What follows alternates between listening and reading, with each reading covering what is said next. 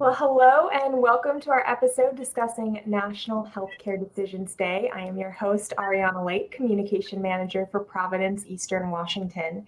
As a reminder, the information provided during this event is for educational purposes only. If you have any questions regarding medical conditions or treatment plans, please talk with your physician. With that, let's get started. Joining me today is Jessie Cramer, Program Manager of Advanced Care Planning of the Palliative Care Team at Providence Medical Group here in Spokane. Thanks for joining me today, Jessie.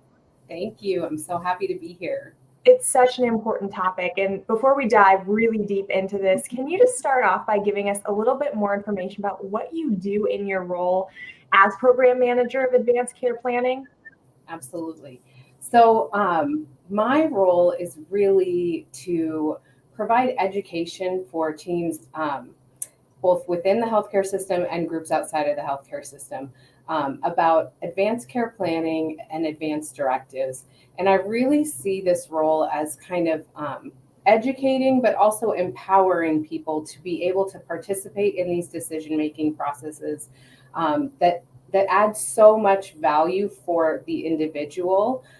So it's really easy to talk to people from all walks of life about how important and valuable this is. So I do a lot of my work in the hospital, in the primary care clinics with Providence Medical Group, but I also get to do a lot of community outreach. I've spent a lot of time in some local churches, some Rotary groups, working at getting into the education system locally, just to share kind of my message about advanced care planning and advanced directives.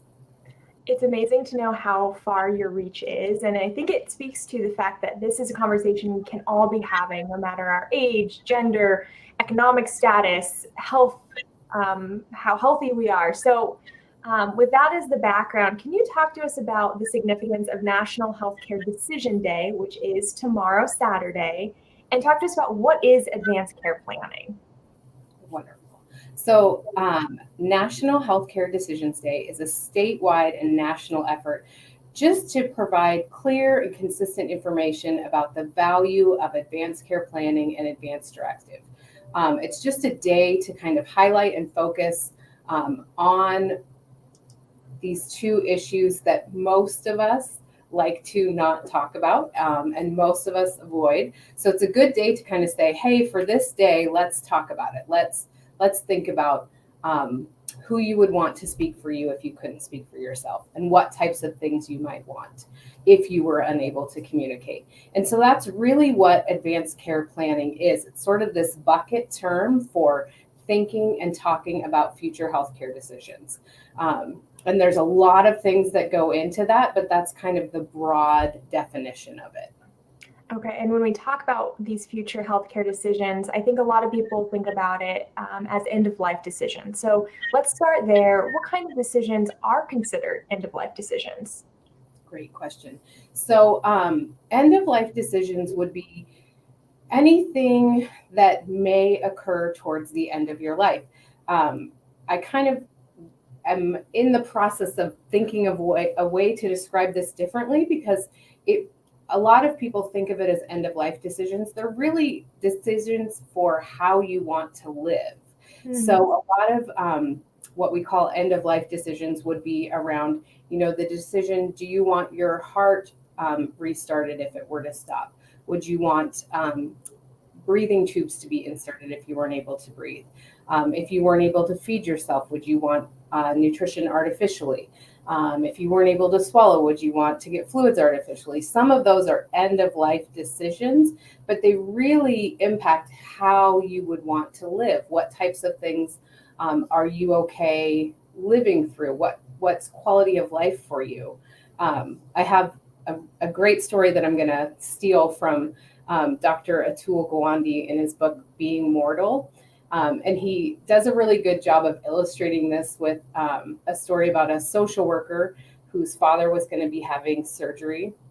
So she went to spend some time with him the day before the surgery, and intended to go and kind of talk to him about, what things he would want and not want, and then found herself driving home having not asked him any of those questions, and which is, very easy for us to just not bring it up.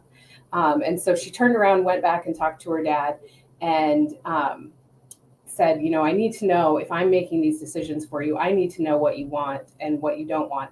And he broke it down in such a clear way without going into all the details of specific treatments, which if you're not in the healthcare system, sometimes are really confusing and overwhelming. So he told her, as long as I can eat chocolate ice cream and watch baseball, I'm good. And so during the surgery, when a choice needed to be made, the surgeon came out and said, we can save your dad, but he may be paralyzed from the waist down. And she knew he'll be able to eat ice cream, he'll be able to watch baseball. Go ahead with that option.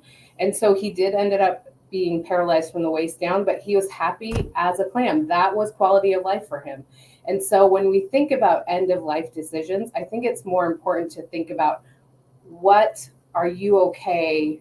What's an acceptable outcome for you rather than these specific treatments? That is such a good story to illustrate that idea. And I'm also struck by the fact that daughter probably had more peace of mind or less stress on her having had that conversation, even though it was so tough in the moment. Can you kind of talk to that? I'm sure you've seen or heard that. Well, that just happens over and over again, where we have these situations that are going to be hard and stressful and challenging no matter what. But when you go in there with a little bit of knowledge, you think about the difference of that daughter having had that conversation with her father, knowing this is still a hard choice to make. This is still hard for me to say, yes, do this option that may paralyze my dad from the waist down. That's still hard. But she knew my dad's okay with that. He's okay as long as he can watch baseball and eat chocolate ice cream. Versus if she didn't have that information, if she hadn't turned around and asked him, the struggle of that, she might have still made the same choice, but she wouldn't know in the same way that was something he was okay with. So the peace of mind this brings, not only for you to complete your own advanced directive, but for any adults you love in your life, you are giving them such a gift if you take the time to fill out these forms. And that kind of brings me to the next question, because this is just one of many forms, just like in anything in life. Can you kind of talk to us about the different types of forms and what ones we might need for different circumstances? We've talked about advanced directive, but what about durable power of attorney? Yes. So this is one of kind of the biggest challenges, I think, in advanced care planning, is that people tend to kind of bunch all of these forms together. So if I ask about advanced directives, durable power of attorney, living will, POLST, palliative care, people just bundle that all together and go, oh yeah, I know what that is. So it makes it really confusing when we're talking about an advanced directive, which is really appropriate for all adults with the ability to understand and make decisions. So an advanced directive is something you do in advance of an illness or injury that prevents you from being able to communicate. And it has two parts to it. So an advanced directive can be simply a durable power of attorney for healthcare. And that allows you to say, if something happens and I can't communicate, this is who I name. This is who I want you to contact. This is who I trust to make medical decisions for me.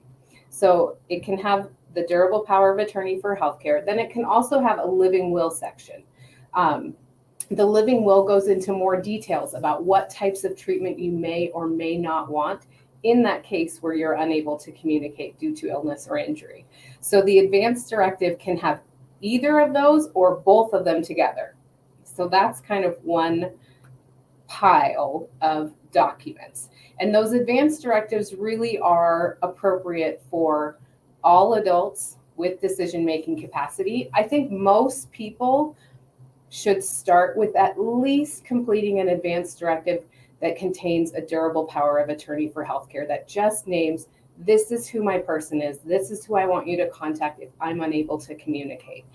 There's a really brief 2-page version of that on the Providence Institute for Human Caring website that's super straightforward and fairly simple to complete. I usually tell people that once you've kind of thought about this a little bit, the actual paperwork can be completed over a cup of coffee. That's great to know. Um, for those who are thinking about filling this out, can you talk about, especially since you have a nursing background, the fact that filling this form out does not mean they will not get the same quality of care? Can you speak to that? Yes, thank you. It actually means the exact opposite. It means that this is your best chance of getting the care you. Healthcare teams want to honor these forms. Healthcare teams want to do what you would want.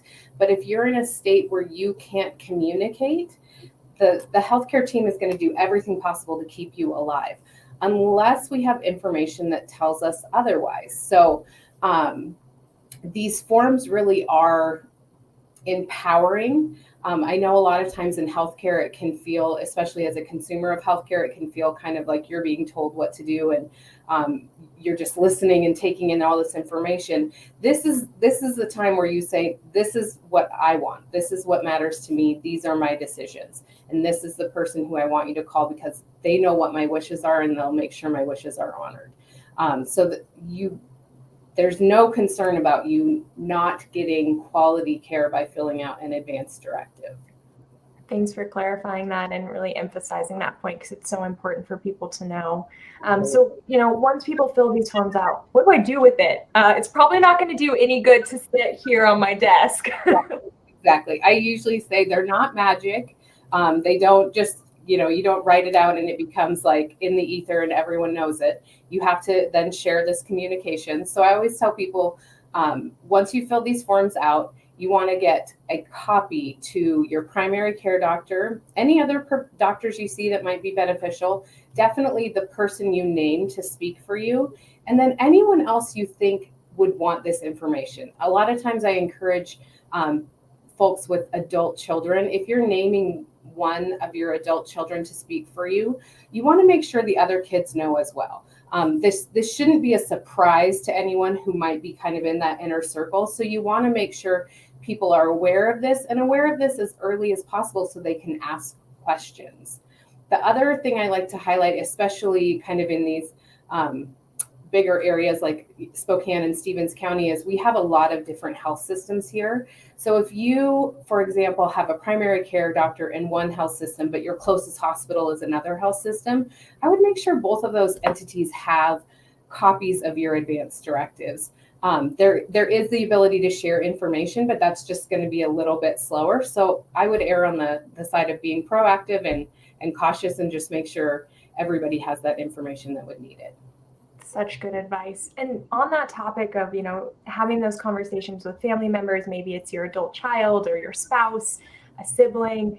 Do you have any examples of language we can use to kind of open that conversation up? Because I know even personally, listening to my people, I had a hard time saying, to my husband, hey, I know we're both really strong and healthy and having a great life, but I want to talk to you about what happens if something bad happens to me. Right. And that's very emotional. It is very emotional. It's hard to go there because to even talk about it, you have to imagine a scary time.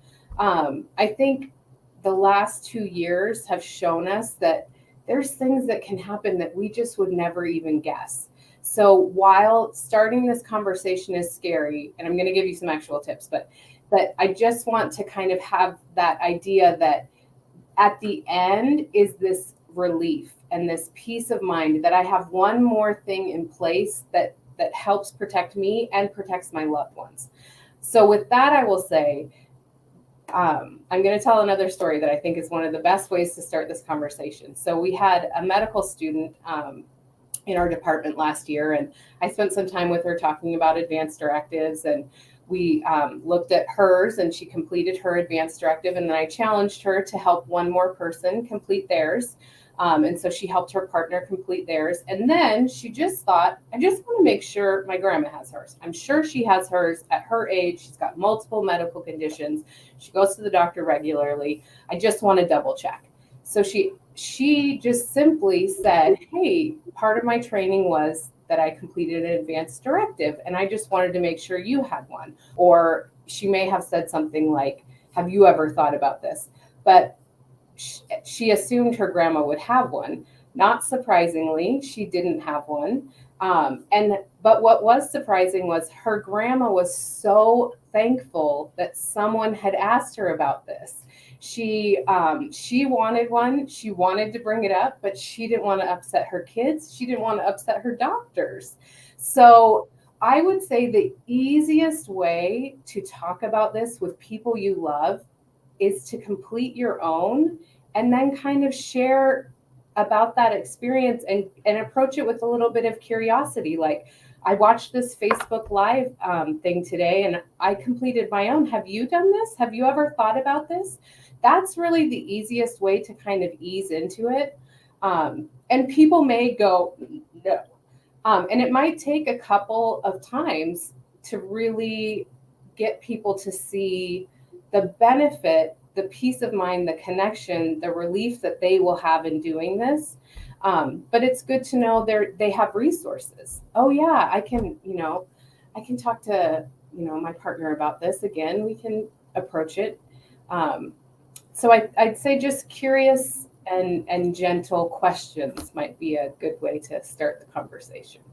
I love that advice. That is so helpful. Thank you for sharing. Glad to know I'm not the only one who can sometimes feel nervous about that kind of conversation. I think everyone does. Everyone does. And I think that's part of my job is to really simplify and demystify and validate this. It's a hard thing to talk about. It really is. And it can be scary.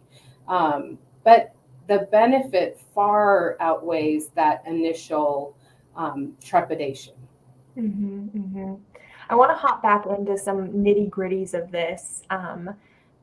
We've talked about submitting this form to your provider or the nearby hospital that may care for you. If that's on file in the electronic medical record, what about in like an emergency situation, like AMR picks you up from an emergency situation? What's that middle ground there too? Right. So AMR or emergency medical response teams, if somebody finds you, at home in the field, they cannot act on your advance directive wishes. Those are good to have in the healthcare system, but in an emergency, they have to go with keeping you alive and getting you to the hospital, unless there's a pulse form. We kind of touched on this a little bit. This is this bright green pulse form. It's a portable order for life-saving treatment. So if you had, a severe illness and did not want medical intervention, if your heart or breathing stopped, one, you would definitely want to make sure that that's communicated to your family and caregivers so that hopefully emergency response teams wouldn't be called. But if they were called, what's told to patients is that once you have this bright green pulse form, you want to put it on your fridge so that if emergency medical teams come to you, they will see this form on the fridge. And this is an actual medical order. It has to be completed by a provider so that others can act on these orders. It's almost like a prescription for what they should do. But without those orders, they have to do everything possible to keep you alive. Okay, that makes sense. I know it's complex, but I appreciate you breaking it down as simply as you can. Now, you've talked a little bit about this form, and I know there's some listeners who may have not seen it for themselves. The one we have on our website is very simple to fill out. That being said, do you recommend that we fill this out with an attorney, or at what stage should we do that? It's a great question. So you do not need an attorney present to fill out an advance directive or durable power of attorney for healthcare. There's no cost to do this. It really is just a way for you to document, this is who I want you to contact if something happens to me and I'm unable to communicate. The form that you mentioned has 4 boxes. Choose one of those boxes to provide guidelines to that person for the type of care you'd like to receive. And ideally, then you would also have conversations with that person about the type of care you would like to receive. And as far as when you should complete a form, now, right now, whenever now is for you, that is a good time to do it. It's one of those things that we can all put off. And in all honesty, I put off doing mine for years. I was passionate about this for years before I started in this role. And then once I got this job, I was like, oh gosh, I really better get my own advanced directive now. I can't be talking to people about this and not have my own. So it's easy to put it off. And it's very normal to put it off. But I just like to encourage people, do it now. You are going to feel so much better. It's going to be a weight off your chest. If you have a serious diagnosis and you've been avoiding it, maybe take a look at it. Take a look at that first form. Take that baby step. And then maybe look at some of the longer versions and start to think through some of those questions. Start to think through, what is your chocolate, ice cream, and baseball scenario? What is quality of life to you? But I think right now is a good time for everyone to take that first step.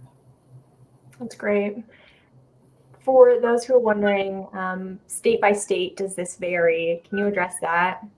It does. Every state has a slightly different version. They have slightly different requirements. And so I just encourage everybody, just be mindful of it. You know, I'm in Washington State, so I know the Washington forms and requirements really well. If I get something from a neighboring state, from Idaho or Oregon, I need to dig into that. I need to look at it. And in most cases, there's a lot of information about what's required on the actual form itself. But, you know, the other day I had to just use Google and find the Idaho Healthcare Decision-Making Department at the state level and ask them some questions about what their requirements are. And so it's easy to find, but you just want to be mindful that all of the states have different versions. Providence's Institute for Human Caring has links to advanced directives in all the states. And for the states that Providence is physically in, they have links to several versions of advanced directives, so longer versions, as well as having multiple versions in multiple languages. So that's a great resource for folks. Oh, I'm so glad you called out that accessibility. That is so important. You know, we know life changes. What happens if I change my mind about the instructions on my advanced directive, or maybe someone I had listed passes away, or we don't have the same kind of relationship? What happens then? That's a great question. Thank you so much for that. So that's one of the great things about the advanced directive. It is really driven by you. So if at any time your values or preferences change, or like you said, if that person you named passes away, or you just don't feel as connected to them anymore, you can absolutely change your advanced directive. I have on mine a little Post-it that just to remind me of all the people I've given it to, so that when I update it, I know who to give the new form to. It's really recommended that you review it about every, they recommend you review it at the 5 Ds. So every decade with any new diagnosis or decline, after a death of a loved one or a divorce, or any time you need to. Okay, that's great advice, and I like the little lineup. That's easy to remember. Yeah. I did have someone add once that we should add a 6D for dream vacation. That before you go to Ireland or whatever. Yeah, start hiking cliffs on South Africa. Yeah, I guess I'll get that filled out. Well, Jessie, thank you so much for sharing so much about this important topic, especially as we head into this Awareness Day. You know, this is a conversation we like to have throughout the year, not just in April. But as we close out the conversation, do you have any parting thoughts or anything else you want to drive home for our listeners today? I think my parting thought is, you can do this. I know, you know, as you mentioned, this is scary. It is overwhelming, but you can do this. And this is a gift you give yourself, but it's a gift you give your loved ones too. And I think about that grandma that medical student just asked a question to. Don't assume that people have this taken care of. And a lot of us, you know, we like to talk about ourselves. We like to say what we like and don't like. So it may be a great window. It may be a great way to kind of rebuild connections that we've lost over these last 2 years. So I just want to empower all of you that you can do this and encourage you that if you do take the step and complete an advanced directive or help somebody else complete theirs, I think you're owed at least like an ice cream cone or some kind of win, because it is a big deal to take all this on. So thank you so much. Well, Jessie, thank you again for your hard work on this, both in our community, within Providence, and beyond. And thanks to everyone for listening and sending in your questions. If you are looking for medical advice, you can always visit providence.org and make sure to follow Providence on social media, Providence on Twitter, and under Providence Health System on Instagram, Facebook, and LinkedIn. Thanks so much for joining us, and we'll see you next time.